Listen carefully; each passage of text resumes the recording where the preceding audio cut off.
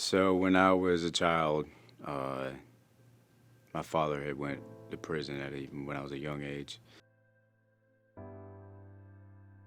My mom worked the night shift all night long, so my coming and going was whenever I wanted, however I wanted. My mom dated a few different guys that weren't good for me or my sister. Kind of opened the doorway for both of us to kind of resent uh, anybody that was an authority figure over us. Right around the time that I had my first child, when I was about 20, 19 or 20, I had broken a bone in my hand, and I got hooked on pain medication. And the doctor kind of kept feeding them to me. And then eventually, after a year or two, he was no longer my doctor, and so I kind of resulted to street drugs. I didn't have a lot of respect for anybody that had love for me. I went to prison when I was like 22, 23 years old. My family had kind of just deserted me because of my actions and behavior. So I joined a gang and thought that I could feel the love and respect and honor from them that I yearned for in my family growing up that I never got. I think that over the years of being in that environment, kind of tainted my heart. Some of my friends, when I was in prison, they'd stab me in the back, or things would happen that weren't cool. And so when I got out of prison, I didn't trust anybody. For a long time, drugs and alcohol wasn't the problem. It was relationships with people. Alcohol and drugs was just a solution. Eventually, every relationship that I got into with a woman would be tainted and toxic, and no trust. And of course, with the no trusting came with me doing things wrong to them as well, and just abusive relationships, in and out because of probation and out of jail. I was on the run, and I just got a couple of fresh warrants, and the police had been tipped off of where I was, and so I was arrested. I spent a year in the county jail. One of my friends, Andrew, had told me that he was going to try to go to a better way, and at first I was like, okay, it's just another program, just like the rest of them. And I had attempted to go to a lot of them, but every one of them didn't respond. Every one of them that I called, no, we can't accept you. We're full. Can't accept you. I'm sorry. And Billy had responded to me immediately. He said, "Hey, your dad's here. Is here at this ministry." And I was like, "Okay, cool, awesome. But what do I got to do to get in there? I got court soon." And he sent me the paperwork. I responded, and they accepted me immediately. So when I first arrived to a better way, it was there was nobody. I didn't see anybody walking around. Honestly, didn't know where to go. I pulled up to the first house, and I walked downstairs because that's where it says for the FedEx guy to go. So I was like, well, I guess I could be a FedEx guy. I'm being delivered. I go downstairs, and there's nobody down there. And I come around the corner, and then this bald guy is on the computer doing something, and I just sat across from him. I didn't talk to him or nothing.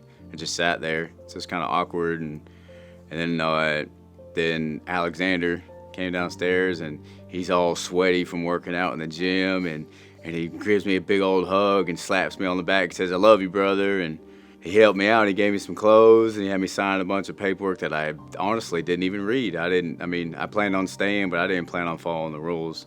Before coming to a better way, there was no God to me. I didn't seek him whatsoever.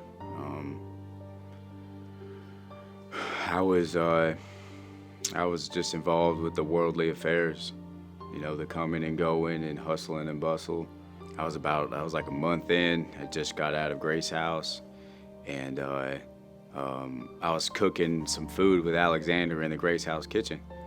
And Anthony Dove came in, and I guess, I looked up to them because I had just been there, I didn't know what to think. And we got to talking about our children, all of our children's, and the scenarios that they're all in, and we could all relate a lot.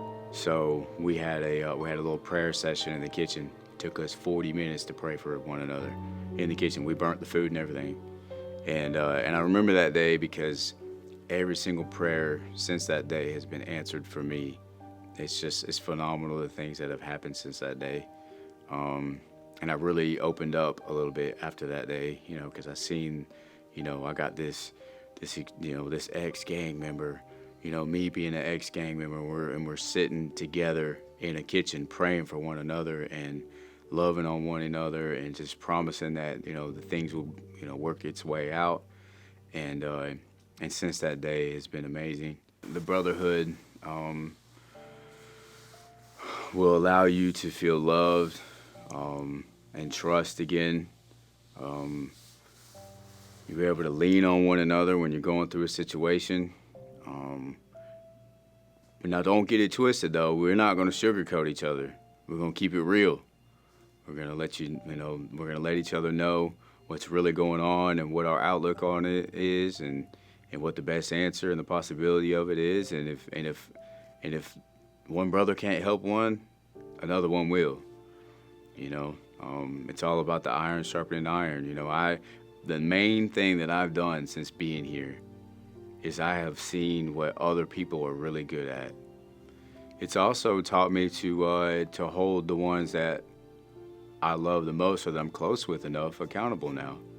I had a very, very hard problem doing that for all my life. Is saying, hey man, you shouldn't do that. And it's because I love you that I didn't tell them that. But now I'm at the point where I love you enough to tell you. Oh, it was amazing. Yeah, it was amazing. We had a great time. The trip down there was kind of funny. We just, a bunch of brothers in a van, pillows, 15 deep, laughing, giggling, making fun of each other, driving through Alabama. And then we got down there and Brother John's outside. I forgot what he was doing, but the look of the house, I was like, that's got to be a rental. And but it wasn't. The place was amazing. Brother John is a servant of the Lord, and he served him, and his wife served me and my brothers. Being baptized was refreshing. When I went down, I honestly feel like I shed some skin, some life-altering diseases that I've had my whole life. The shame, the guilt, the trauma, the addiction, toxic relationships, all just stayed there. When I came out and I got up on the beach and I sat down, and I honestly was looking around at where I was at, and I was like, man, I've come a long way. And I give the Lord all the credit for everything. Better Ways taught me structure. It's taught me how to remain humble when I get out of character and in my prideful self. It's taught me how to have a strict timeline of my day, how to make good use of my time, and always prepare for the next part of the day in advance. It's taught me to keep my buttons in line, and I guess that's a broad statement, with your life, with my life especially. If I can't keep my buttons in line, how am I going to make sure my daughter's buttons are in line?